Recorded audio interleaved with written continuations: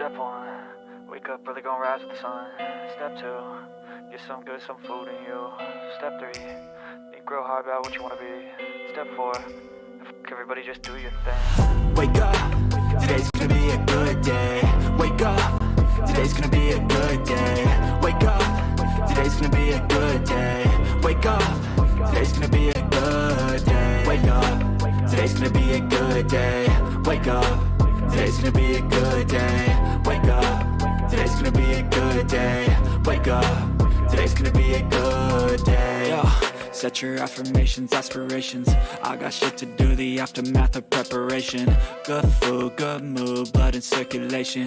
One step at a time, yeah, that's how you make it. Set a goal you control and the steps you take them. I try to pick one thought, have some concentration. And if I make a mistake, it's called education. I try to do this every day, call it replication. Wake up, today's gonna be a good day. Wake up, today's gonna be a good day. Wake up, today's gonna be a good day. Wake up, today's gonna be a good day. Wake up, today's gonna be a good day. Wake up, today's gonna be a good day. Wake up, today's gonna be a good day.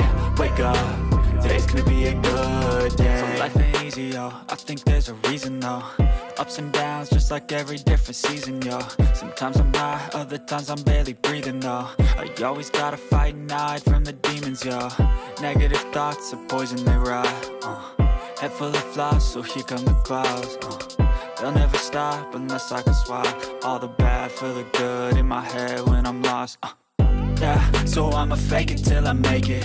Positive thoughts are overtaken, I got patience. One day at a time is how you operate a cadence. A flow, you grow, you show yourself a foundation. Stay away from all the shit that causes temptation. I know that I like to do it cause it's sensation. I live my life in my head like a narration.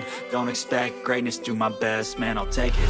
Wake up, today's gonna be a good day. Wake up, today's gonna be a good day. Wake up, today's gonna be a good day. Wake up, today's gonna be a good day. Wake up, today's gonna be a good day. Wake up, today's gonna be a good day. Wake up, today's gonna be a good day. Wake up, today's gonna be a good day. Wake up, really gonna rise with the sun. Step 2, get some good, some food in you. Step 3, think real hard about what you wanna be. Step 4, everybody just do your thing.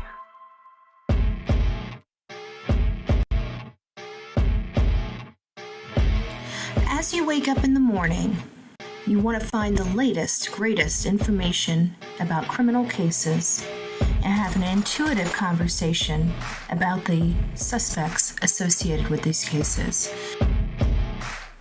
Head over to the Bullhorn Betty channel on YouTube.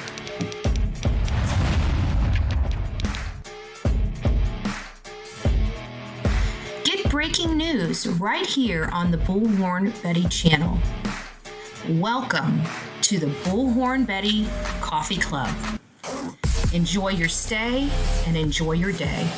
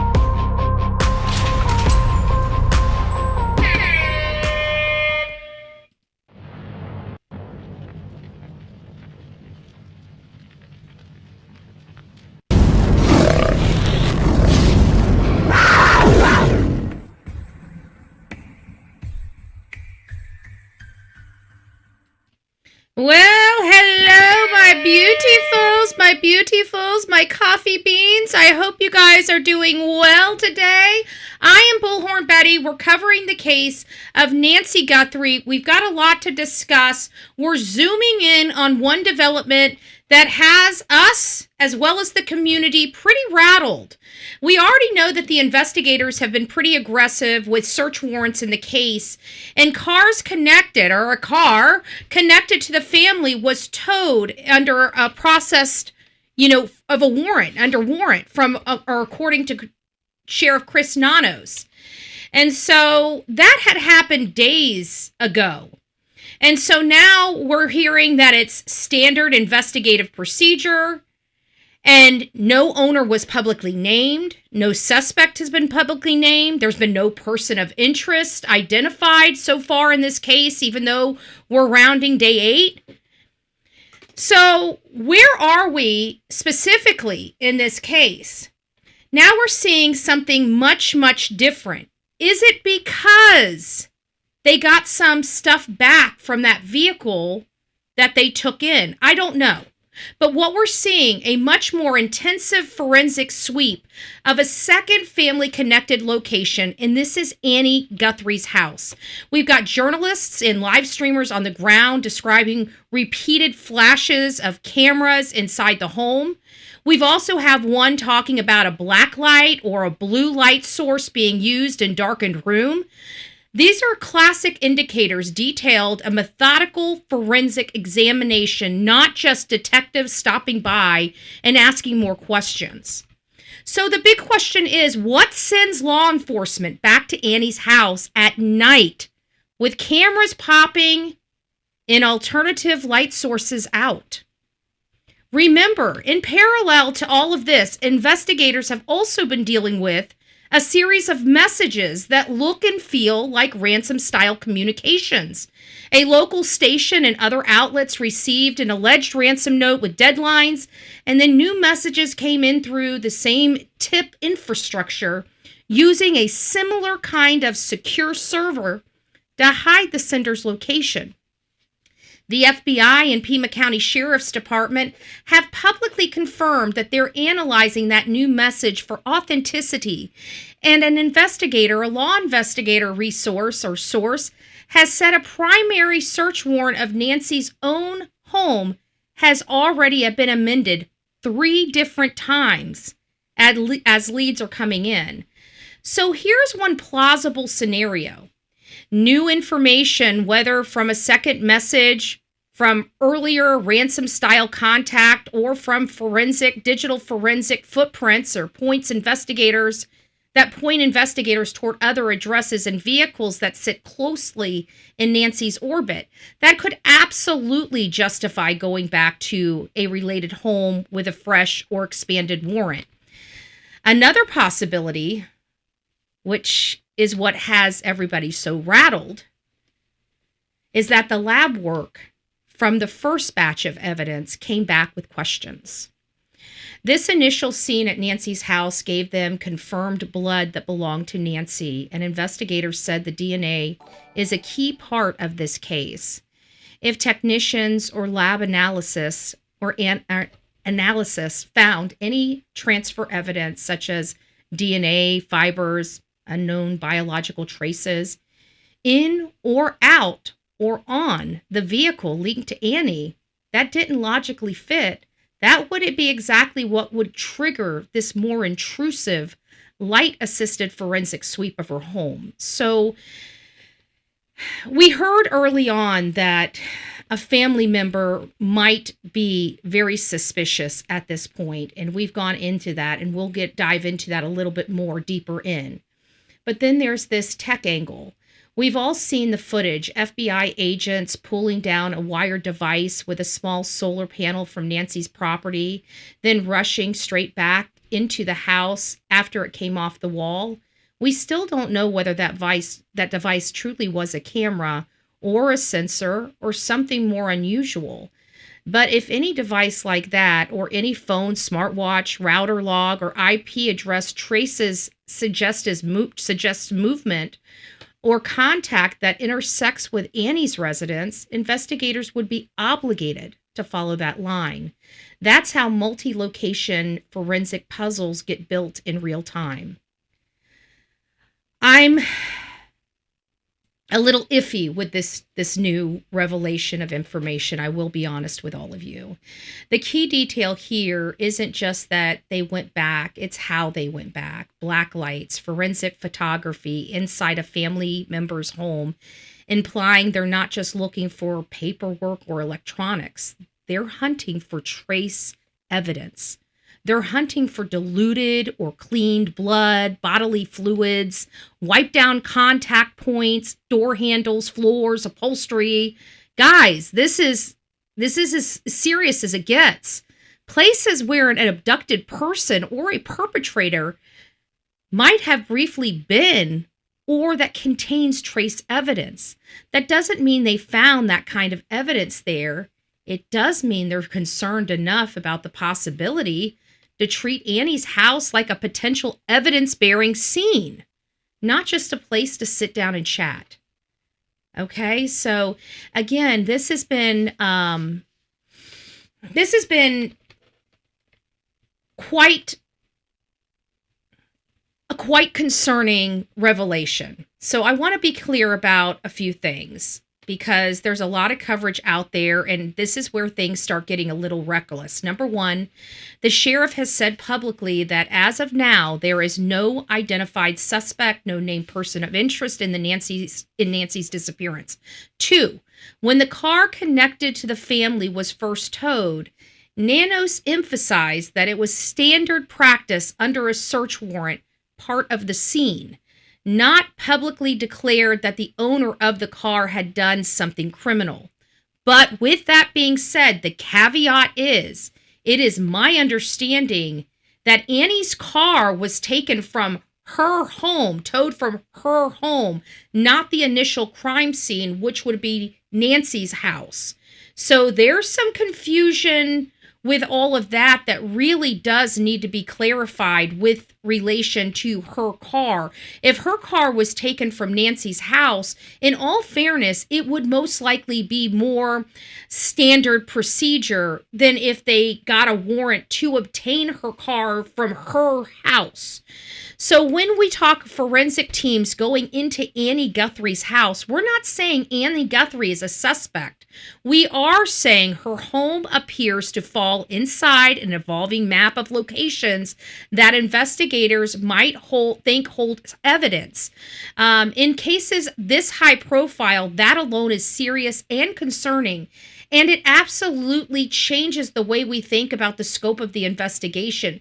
But what we have to hold the line is, right now we're trying to balance this ransom note with this idea that there may be something more going on with Tammaso, right? Everybody has brought up this Tammaso, and I'm learning that maybe we might have a situation where Tammaso and Annie weren't really doing or on good terms. I can't say it any more than that. I've got nothing more than just some elusive statements out there. Let me put this up so we can at least see her face on the camera while I'm talking.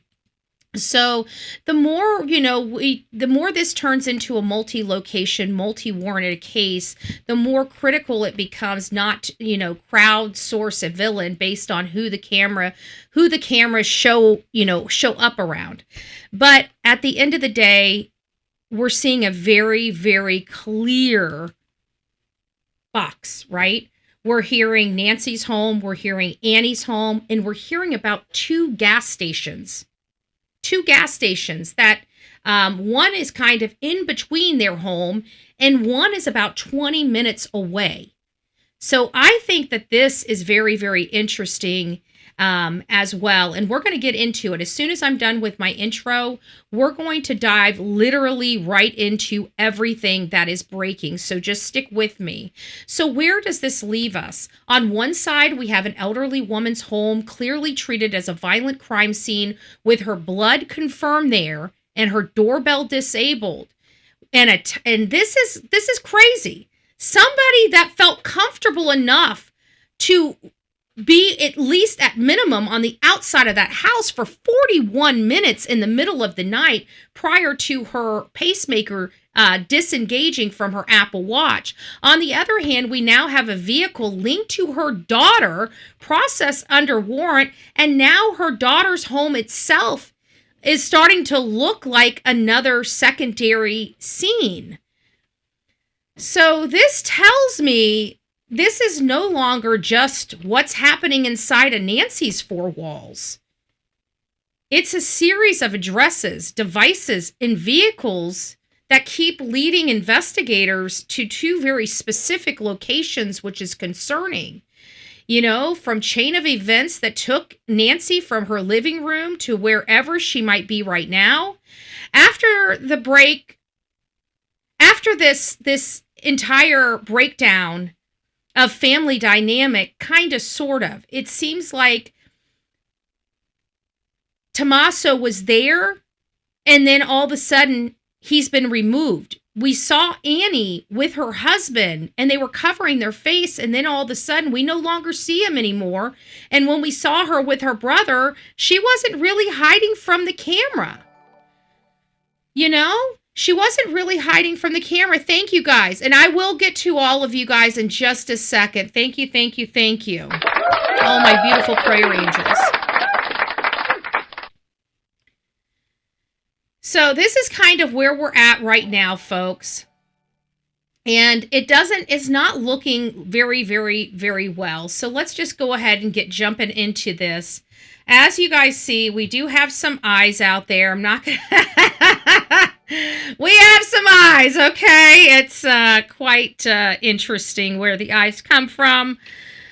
I digress. We still have eyes out there, right? So we have a police presence that's actively going on right now back out in front of Nancy's house. Now, this could very well be, you know, when we were at Gabby Petito's, there was so much media and so many people there that we just literally had, you know, the police stationed there just to make sure nobody was walking on the property.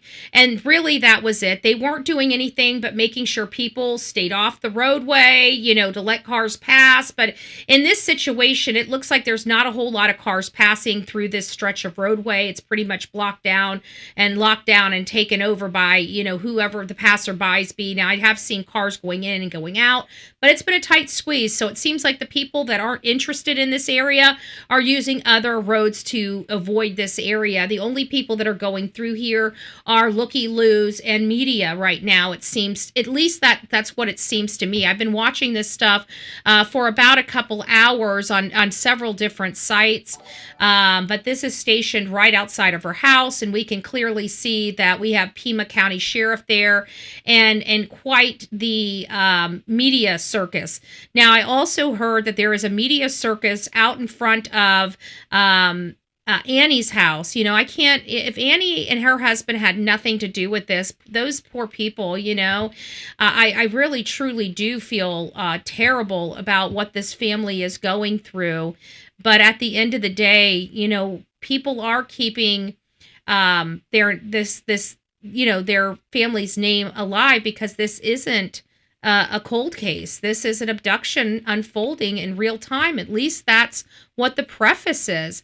And I'm not sure that we can preface this that way. You know, as we sit down to record today, it's been 8 days since 84-year-old Nancy Guthrie vanished from her Tucson, Arizona home. And we have to remember that she's on a pacemaker and requires medication to survive. So I think, you know, we just heard the conversation from Savannah and her family coming out and saying, we're going to pay the ransom. But there's a lot of statements that she made there that basically implied, at least for me, the way I understand it, as we're willing to pay you the money, just give us our mother back. You know, like the way that they look on their face versus like they know she's gone. I think everybody is under the realization that I don't want to extinguish hope, right? In this case, I don't want to extinguish hope in this case, but at the end of the day, I think that inquiring minds, especially her children, would most likely have already reached out to her doctor and asked them, theoretically, how long can their mom seriously really survive without her medication, right? And I'm pretty sure the doctors probably have already informed her children, because I can tell you, if my mom was missing and I know she needed daily medication and she didn't have it, that would be almost the next call that I would make, right? Is her doctor, to find out how long she can go without her medication. It seems like, unless I already knew the answer to that, but it seems like I would still make that call regardless, you know? So I don't know. But at the end of the day, we realized that the cameras started going offline around 1:47 at night. Again, a 41-minute window while somebody disabled her security. And whatever happened was violent enough to leave blood on her front porch. And you could see almost a mist of blood, which tells me, at least with my experience, that something violent happened right at that spot too. We've also learned that this is not just a simple missing elder case. Investigators are now calling it a suspected kidnapping, and multiple ransom-style communications are under review. A real ransom note delivered to media outlets, reportedly demanding, here's the big kicker, $6 million. And set of hard deadlines for Nancy's safe return. And at least one imposter who tried to piggyback on that note to squeeze money out of the family has already been arrested and charged in federal court. Meanwhile, Nancy's children are talking directly to whomever had their mother, at least who they think has their mother, whoever's sending these ransom notes in. I personally think that they're a great red herring. Just me personally. But let's go over some information that we are finding out, okay? First of all, some breaking news going on right now. This is major breaking news and a little bit more upsetting news, in my opinion. We're learning that they've got the team out there right now doing an additional investigation. And during this investigation, they are now searching manholes. I'm sorry. I would think that that would have been number one thing that they would be checking. But there's a lot of stuff that we've had, a lot of frustrations. And again, I like the sheriff. He's a nice guy. Okay, I'm going to continue to say that because I don't want to be mean to the sheriff because he's a nice guy.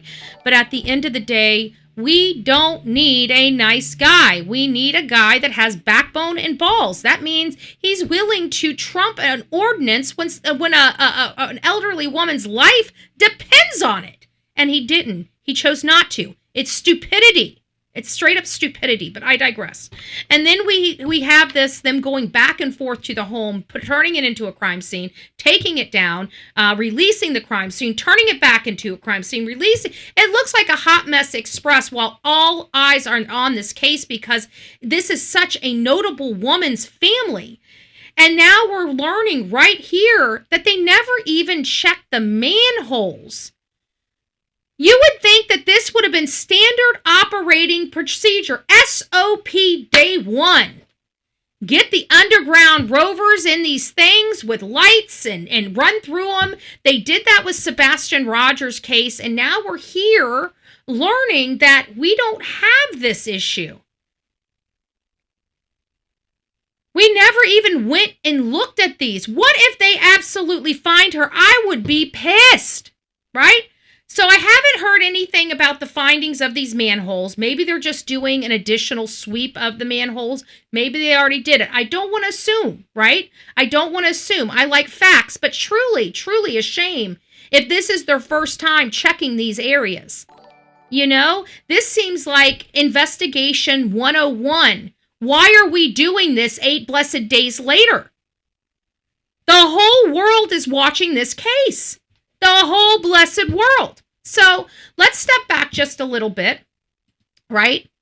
There are some things that I do want to talk to you about kind of loosely and see where this conversation goes, because I know that if I have these questions, I'm pretty sure that you guys have these questions too. Okay, come on in. I see we have over 2,000 people watching right now.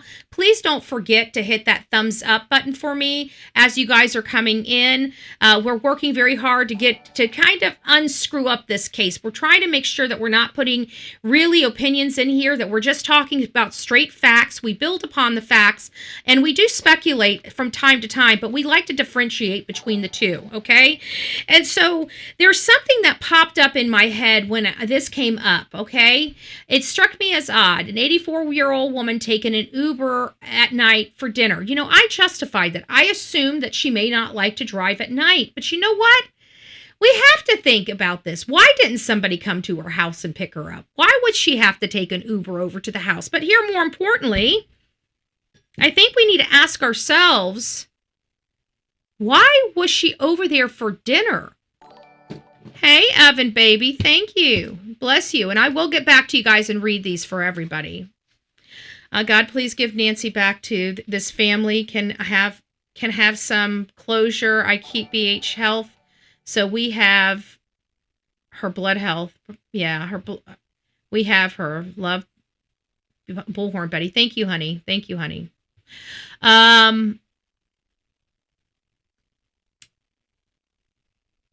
There are some things here. Why was she there for dinner? We assume that she was there for dinner because maybe it's a regular event. But I have to think, what would make them mad enough or somebody mad enough to hurt her?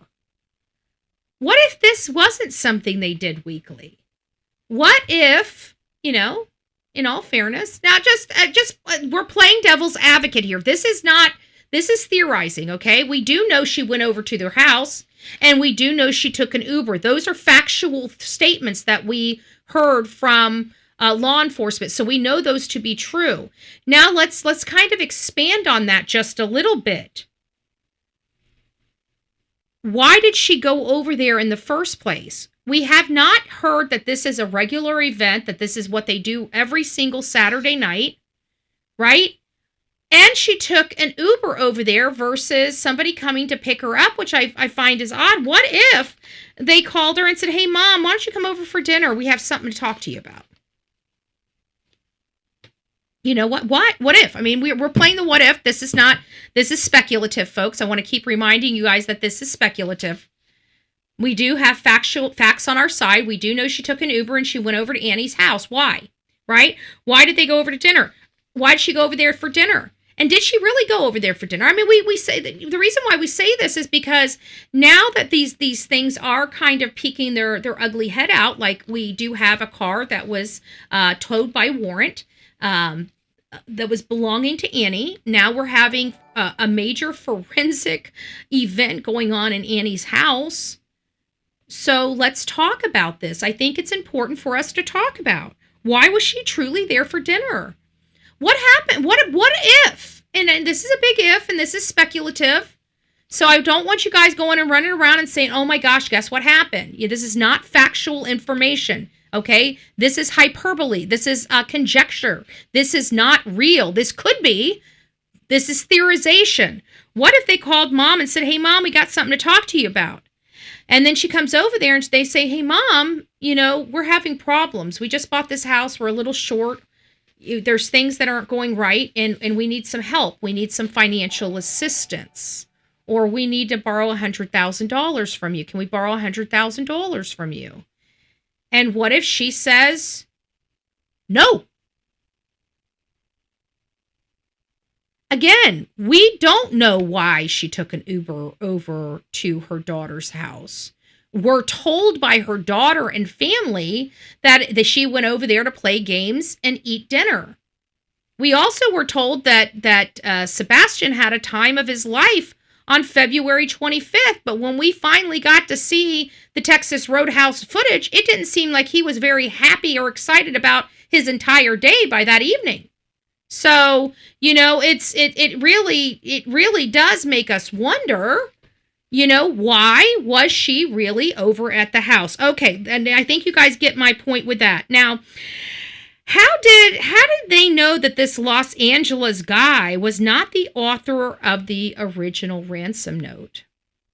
That's another question that I have. He's going to jail. He's being charged with the crime as if he was the author, but he's not. So how did they know he was not the original author of this note?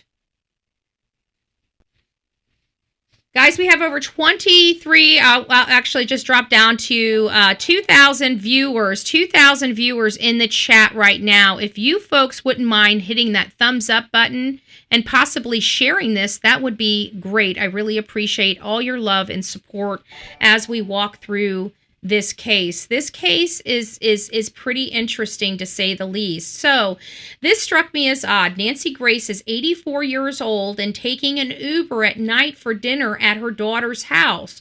Most older people I know would never eat that late. A very good point, you know, and that's why I started bringing up this question of why she really went there in the first place. Or even what they even want to leave to go somewhere knowing that they would get home so late. Much less would I allow my own mother to take an Uber when I could easily pick her up on my own? All of these brilliant questions. I understand that people are different. She may have enjoyed being out at night. What do you think? Is it odd to you? So that was positioned and pointed out as a question, and I think a reasonable question to have nonetheless. Now we come over here. We've got the sheriff. You know, now I do want to say a couple of things on the sheriff's behalf.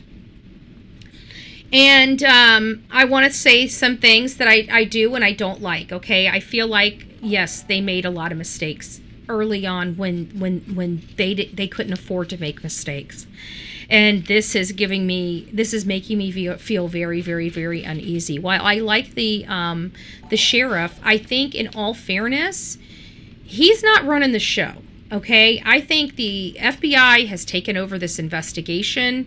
And while I realize he is the sheriff, I'm not going to be the one to condemn him being at a basketball game or whatever kind of game he was in. Does it look good? I can honestly say it does not look good.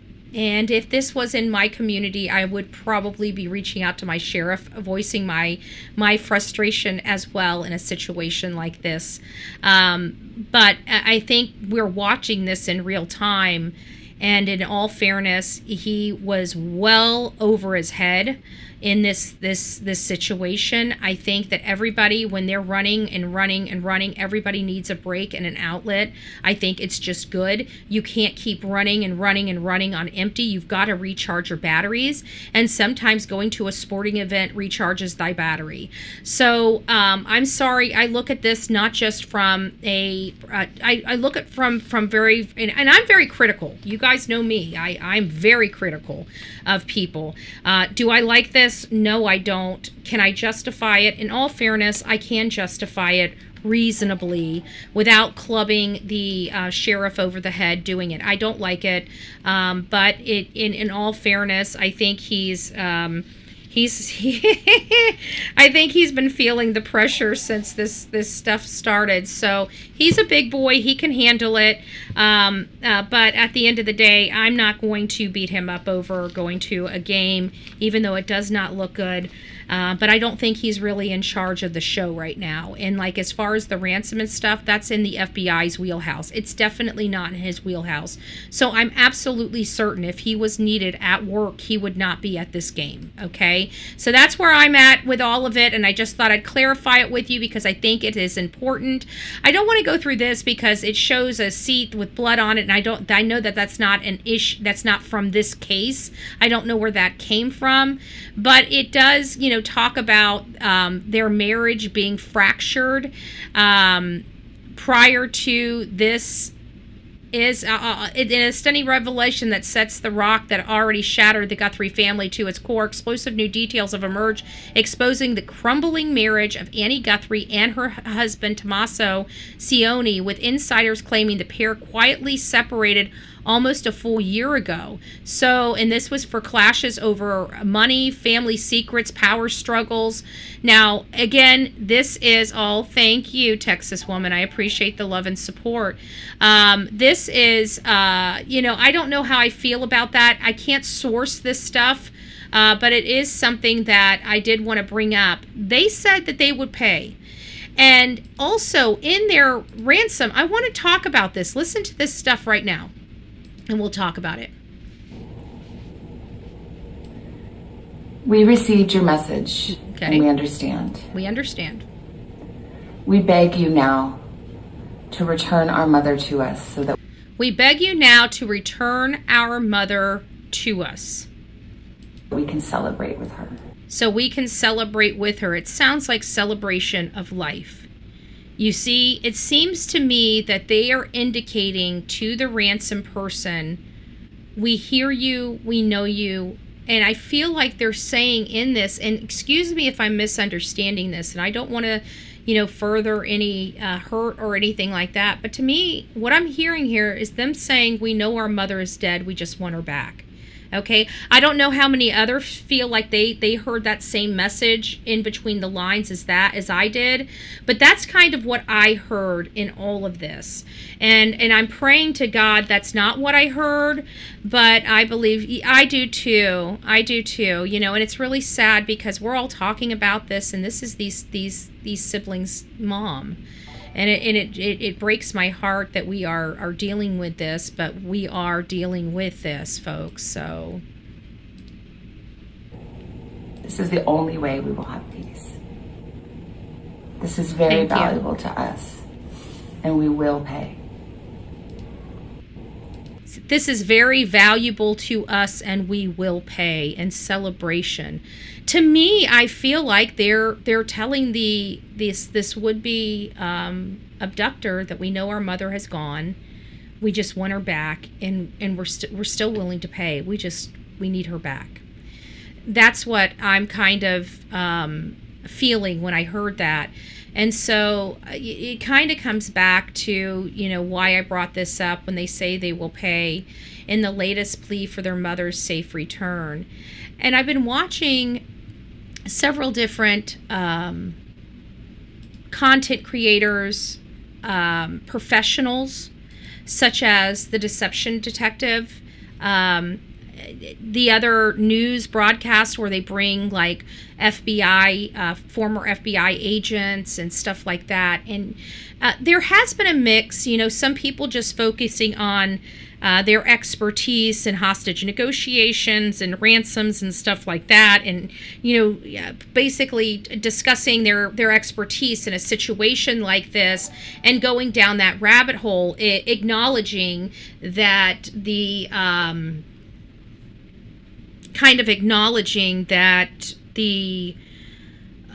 ransom, it may be legit, and then there are others saying that this may be a red herring. But when I'm watching them, I'm seeing more of a balance, kind of steering us away, or balancing the other side, that this feels like maybe if it is accurate or these things are true, maybe it's the actual perpetrator of like the the person that hurt her, that maybe they're trying to use this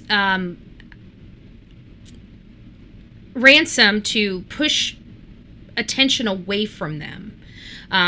For example, if it were Tammaso, which is a teacher of 6th graders that teaches probably and does music and other things like that, you see that. So he would be able to construct proper paragraph structure with proper grammar and stuff like that. But many people, thank you, Sorta Morta, I appreciate that. I'll get back to you too. Marilyn, don't forget to tell Sorta Morta thank you. So we do have that aspect there, but some people brought up Chat GPT, and I've got to be honest with you. I know I've used Chat GPT to help me to rewrite a letter and stuff like that, to make sure I was trying to streamline it, make it a little more professional, because the one thing I'm not good at is grammar. So could it be used? I mean, I've used Chat GPT for emails myself. So would it be so far-fetched? Does that really mean that it's really pointing to Tommaso or his wife Annie? You know, I don't know. I don't want to think that any family member could hurt another family member, but let's face it, 99, our statistics are very, very clear.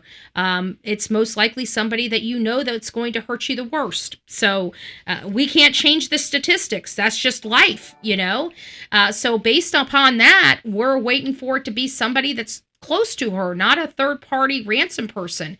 And our common sense tells us there's families that have more money than the Guthrie family.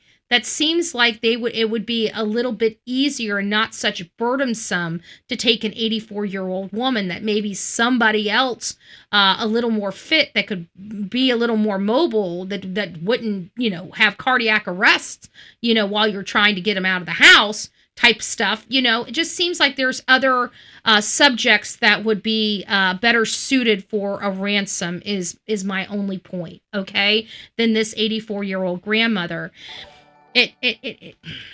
I'll leave it there for just a little bit so we can get back to our presentation. So we're hearing Nancy Guthrie was born in Wright, Kentucky, and I thought that this was just so sweet that they have the Papal Ministry of Mercy is also offering another $5,000 cash reward for her safe return, or knowledge that brings safe return of Nancy Guthrie home. So, you know, it's beautiful organizations, churches and stuff stepping up to the plate that help offer some more rewards that, you know, I haven't heard anybody talk about that I thought we would be pretty interested in. And this is also interesting. We had somebody that was able to sleuth and found this post from Nancy Guthrie from November. And I can't tell, you know, these things, the way it's done, it looks like it was from like 4 years ago, from 2021. It looks like it came from November 25, 2021. She was thinking about buying a Ring or Nest security or doorbell camera. Have any suggestions? Which has the best camera? Interested in seeing animal activity at night. So it sounds to me like even when she, oh, you guys can't see that. Even when she got the security cameras, it sounds to me like she never got them for security to begin with. And maybe that's why there was no subscription. She only wanted to watch for the animal activity at night, just kind of like bird watching, but using her cameras to do it. That might explain everything right there. That might explain exactly why she didn't have subscriptions. But the people that ripped those cameras off must have thought it was recording somehow, whether those, I feel like they thought the devices might have a short-term memory supply in them. That's what I truly think. Absolutely sounds like they know she's gone and they will pay her. Yeah, that's what I'm thinking. It's sad to think of it like that, but that's what it appears to be, you know, but I can't be 100%. Nancy Guthrie's abduction isn't adding up. My gut tells me Tommaso Cioni, when he dropped her off, an argument happened and she died. Removing cameras could have been an attempt to cover it up, and as usual, money may be the motive. It was this comment right here that started having me develop, a new theory of why did she really go to dinner? You know, what was the purpose for her going to dinner? This is going to be the most concerning of all. How did they know? Los Angeles guy, how do they know he wasn't the author of the original Ransom? Or what if he was the author of the original Ransom? No, because then he wouldn't have been able to write more afterwards. And then, of course, them just recently starting to check the manholes. This is by far the most problematic of everything for me right here, is that I would have expected the manholes to be checked. If you guys are just coming in, this is going on right now out in front of Nancy Guthrie's house right now. So I learned that about a couple hours ago, law enforcement showed back up at Nancy's house, and they started doing, you do not need a subscription with most security cameras today. You just need to install an SD card in it. So, yep, baby, I think you might be onto something, and that very well may be why they took the cameras and smashed them, to destroy them. I don't know. I'm just assuming, and I don't like assuming. I like knowing. I would really like to know for sure, if she did online church, because we heard for days from the sheriff that this family received a call from a churchgoer that realized that she was missing, further pointing the finger at this family, the Annie and her husband. I have to put Annie in here. I don't want to dismiss Annie because we're hearing that they live together. And if they don't live together, and about a year ago is when they started splitting up and stuff like that, maybe that's why she bought that house. Maybe she split up from him. Maybe he was over there that night. I don't know what the issue is. I really have no earthly idea what the dynamic is of their family. We just assumed because Annie and Tammaso were married that they were living together. What if they weren't? And nobody knows if they're living together. So, I guess it's something that we've just assumed because they're married, but maybe we're assuming wrong. But anyways, let's get past that. Those are assumptions. We don't know. What we do know is we see that they're actively investigating the manholes around Nancy's house. And I'm just like, what? Like, this should have been done day one. So I'm in awe right now with this investigation. I'm not going to lie to you guys. It scares me at this point because I'm seeing a lot of major mistakes in the investigative work in this case already up front. I think we all are. If you've been watching true crime for any significant period of time, I think that when you, even if you don't know what you're looking, you have this gut feeling that something doesn't seem right. And I think the biggest gut feeling that something doesn't seem right was when the crime scene was opened up so soon. That was literally mistake number one. Mistake number two is leaving observable evidence out in the public's view. I have never seen that done. I've always seen somebody, even like fire engines, come out there and just spray the sidewalks and stuff off, right? I've never seen evidence of a crime left behind. Hey, it's nice to see you. The top end. It's nice to see you from Australia. I think that we were all kind of shocked. But anyways, getting back, on the ground in Arizona, the picture is changing almost day by day. Nancy's own home has been swept repeatedly with search warrants amended multiple times as new information comes in. The vehicle connected to her daughter was towed and processed under warrant, which the sheriff called standard procedure. But I'm not so sure in this case, to be honest with you. I can't be 100 about this, but if her car was at Nancy's house, I could see that being standard procedure. But if her car went back to Annie's house and then they went back to a judge to get a warrant, I don't know if that's really standard. And then to have the forensic teams now go back to the house and conduct an actual forensic investigation of the interior of that home, of Annie Guthrie's home, a completely secondary location, using black lights and flash photography. That tells me they're looking for microscopic traces of blood, DNA, and other transferred evidence. Okay? So this goes far beyond what I would have expected, even in the standard operating procedures of maybe taking Annie's car. But to go into their home and to do this kind of investigation inside Annie's home, I have to think that that is highly unlikely in a scenario where we have a missing person that law enforcement believe was a ransom. Even with them being the last people to see them alive, if they believe this is a ransom and a third party, I don't understand how the investigations or any leads or probable cause would rise for them to go to her house when they can clearly see the altercation happened in Nancy's own house. So that means that they know for a fact that Nancy left their house and did make it home. So tonight we're going to walk through this case as it actually stands.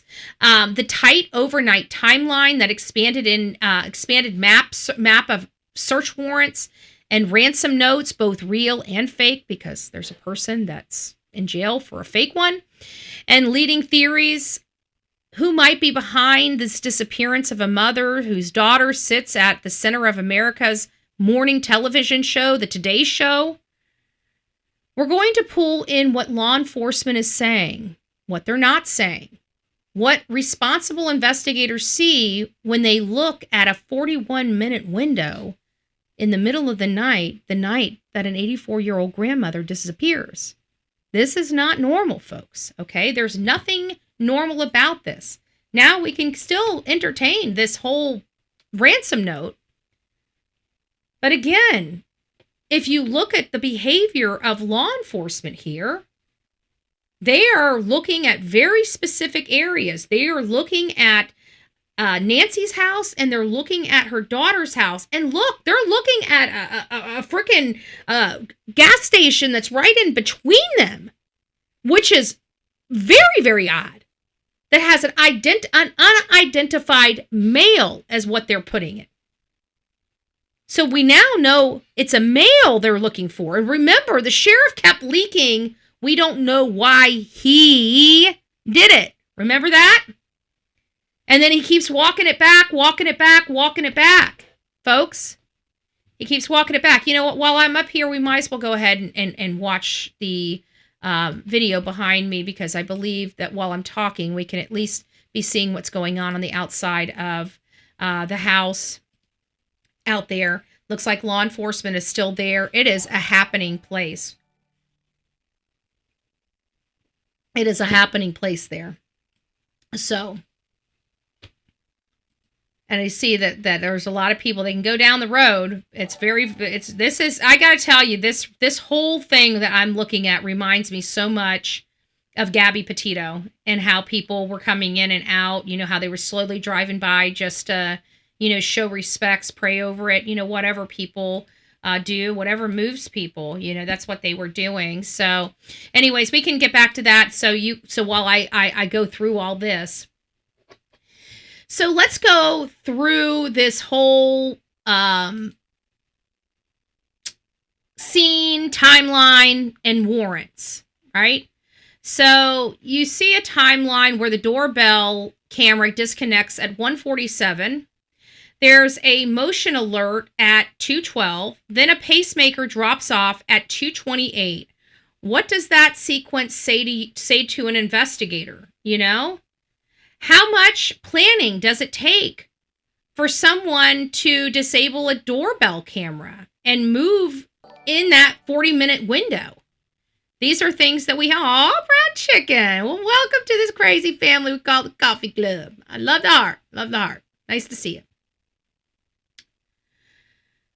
So who would hang around a house that they're, beating up on an elderly lady for 41 minutes? That's just insanity to me. We just lost my there we go. I don't know what happened. We lost the chat. The chat went down. Oh no. The chat went down. And I don't want to refresh YouTube, because then it'll bring me a new chat. It'll bring me a new chat back up, and it screws everything up. So we'll keep rolling. But as you see, it's still a very busy place. All those cars are media out there. We've seen Nancy's home swept multiple times with warrants repeatedly amended. Three different amendments to that. Oh, Sonia gifted a full Betty membership. Thank you, Sonia. 10 of them. Good gracious, woman. Good gracious. Guys, don't forget to tell Sonia thank you. We will go through all of them in just a second as I try to get through all of my notes here. We got a lot to cover. And we still have not gone through our We've Got Mail. So we're doing that closer to the end of this. We're going to be getting into the email. I've got the email pulled up. We're going to go through some of your questions that you guys have sent me, some of your perspectives you guys sent me. So please stick around. Journalists at the scene describe heavy flash photography, black or blue lights used inside the house connected to Nancy's daughter, Annie. What are techs usually looking for with those light sources, right? We all know what they're looking for. Microscopic evidence, not seen with the naked eye. Not seen with the naked eye. We've got officers pulling into the house. Interesting. We don't have the best videotape in the world, but this crime scene's been opening and closing, opening and closing, opening and closing. Looks like something's going on. Everybody's running up as they got a truck coming through. This is interesting stuff. So we'll keep it here while I keep going through my checklist of information here to make sure I'm not missing anything. We've got a lot of questions we can go over. So let's go over the ransom-driven kidnapping theory.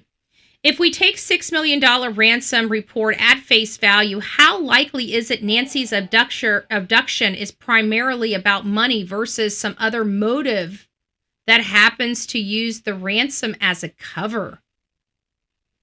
Interesting. So let me go ahead and turn this on. I don't know what we're seeing here. As you guys can imagine, we are watching a JLR here.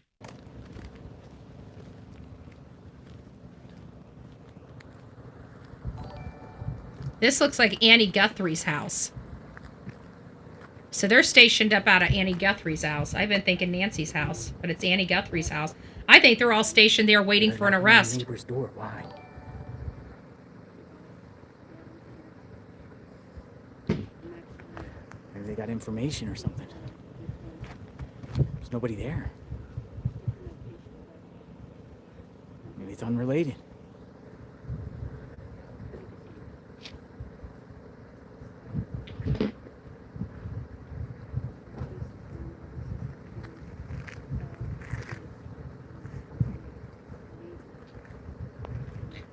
And guys, while we're sitting here waiting, I'm going to go ahead and go through some of the... It doesn't appear like anyone's here, though.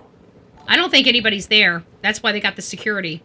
I've said that for a little minute now.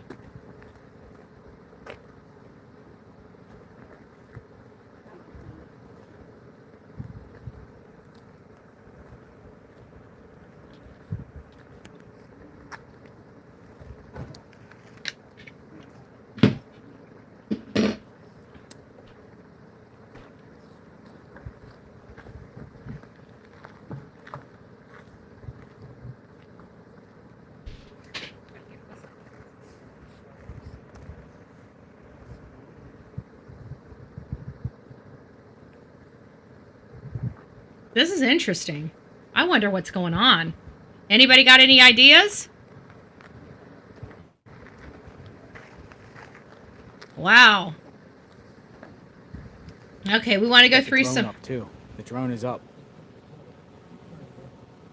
Ooh. I could tell you that if... Should we go over here? Let's go over here.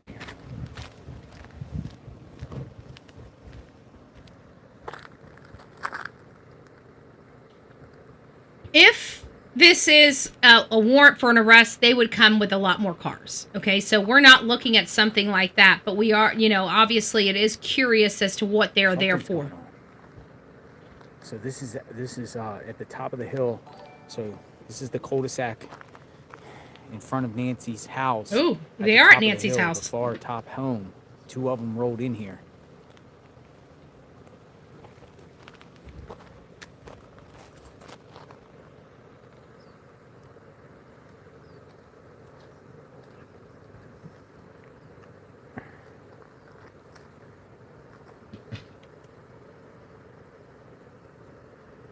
maybe it's an unrelated call? Yeah? They were knocking on the door. No one answered. This is interesting. Man, I keep getting pricked. Okay. Anyways, let me get back here and say thanks. Let me just mute this. We'll keep an eye on this.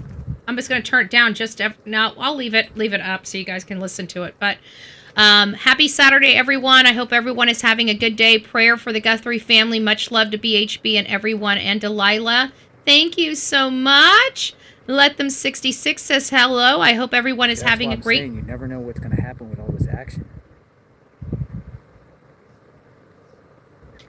Hello, everyone. I hope everyone is having a great Sunday. Hugs to all the mods, chat, and BHB. Prayers to the Guthrie family, hoping that Nancy can come home. Amen for that. Oh, looky. Well, sweet misery. This is happening in your backyard. I hope you are doing well, my love. I hope you are doing well. It's nice to see you.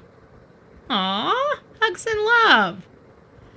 Gigi, thank you so much, love. I appreciate that. And Evan Baby says, please, God, please give us Nancy back so this family can have some closure and keep BH healthy so we have her. Love BHB. I finally got it. I butchered that the first time. That's okay. For the Guthries, thank you so much, Texas woman. And Sorta Morta gifted a Bullhorn Betty membership. If you received your Bullhorn Betty membership, don't forget to tell Sorta Morta thank you. And Brown Chicken is up in the chat. It's nice to see you, Brown Chicken. I hope you are doing well. And Sonia sent 10 Bullhorn Betty memberships. If you received your Bullhorn Betty memberships, which they're raining like money, baby. Don't forget to tell Sonia thank you. And thank you so much, Sonia, for the ones that just became members. For ones that just became the members of this crazy family. Welcome to this crazy family we call the Coffee Club, i.e. the insane asylum. Grab your straitjacket in your padded room and welcome aboard. Welcome. So, what we are learning right now, folks, is that this is not, I thought at first, I'm like, this must be Annie's house. It's not. They are stationed outside of Nancy's house, but all of a sudden, 2 officers passed them and went up a embankment, but the way they drove, all the camera crews followed them to this house, and they're knocking on this house. Apparently they got a call to this location, and nobody's opening the door, and so you see them. This is the top of the hill, so if you take this cul-de-sac, you'll go right down and you can see Nancy's home. So 2 of them just arrived. So there you guys have it. So I don't know what's going on out there, folks. This is getting crazier and crazier. Woo! Getting crazier and crazier, they say. So I have been trying to find some information. The FBI could use some teenage hackers to get into Bitcoin, hack Xbox servers, government sites. What? She's pretty lies and alibis ain't playing. Get it, girl? Get it? If I said something like that, I'd be buried under the jail. So this is interesting. For years, she sat in the anchor's chair telling, this is what made hair on the back of my neck stand up. And I thought, okay, we need to bring this up.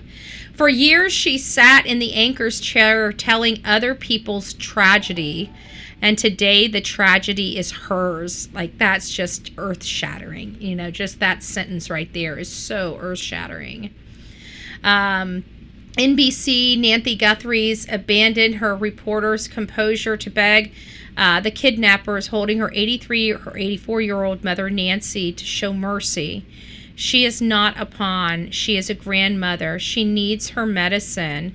The message is simple and chilling. Name your price, keep the money, let her go. The news cycle just got personal. And again, it just is so creepy because we do this stuff every single day, never knowing that, you know, this could be eventually maybe one of our stories. And this happens to be their story. So what happened? Do we know Will we ever find out? I truly don't know. I truly don't. But it looks like everything just crashed. So what we're going to do on my end, so what I'm going to do is at 7, maybe 8 o'clock tonight, we're going to do You've Got Mail. It seems like we're going to be, every few hours, we're going to do a live here on the Bullhorn Betty channel about this, because it looks like we've got some breaking information going on in this case, okay? And we need to be focused, and we, if breaking news happens, like there's an arrest, and you guys know within 2 hours I was just on this channel, go to my backup channel, because I'm going to be going immediately live on my backup channel. I've been trying to bounce around between you guys and TikTok, but if things start getting hairy, I'm going to tell you right now, we're going to be on this channel right here. So whenever you guys hear a breaking news, just come straight to this channel. Make sure that we're not live before you go someplace else, because we're going to be breaking it down for you each and every time. We don't like the fluff. We realize that everybody's going to have theories and perspectives. We just want to make sure that if you're going to be theorizing and you're going to be having your perspective, it's based on relevant and proper factual information, not based upon a bunch of speculated hearsay. So we just want to make sure that all the facts are known to each and every one of you, and then you guys can make your own decisions of what happened. And if you have any information that could lead to finding what happened to Nancy Guthrie, please don't keep that to yourself. There is real money on the table. Go make the calls, get that money, and bring her home. Be a hero, not a zero. If you see something, say something. An ounce of prevention is worth a pound of cure. And until next time, please be safe, but more importantly, kind to one another. I want to thank you all for coming in here. We had over 2,000 people in the chat today, so just a real congratulations for the mods as well as the audience members. If you guys have not subbed up to my channels, please consider subbing up. We will be covering this case. We're doing the best we can. We're trying to keep an even playing field here, because I really don't know if Tammaso is responsible. It is starting to tip over the fence in not in his favor. I will tell you that. So I'm watching every little thing that can just give me the nugget that I need to start going down a specific road. Right now, we don't have that, right? Okay, that's where we're at. Does things look suspicious? Yes, they look suspicious. A lot of things look suspicious. It doesn't make it so. So we're going to continue to work our ass off to get relevant information that is factual. All right, guys, we'll see you soon.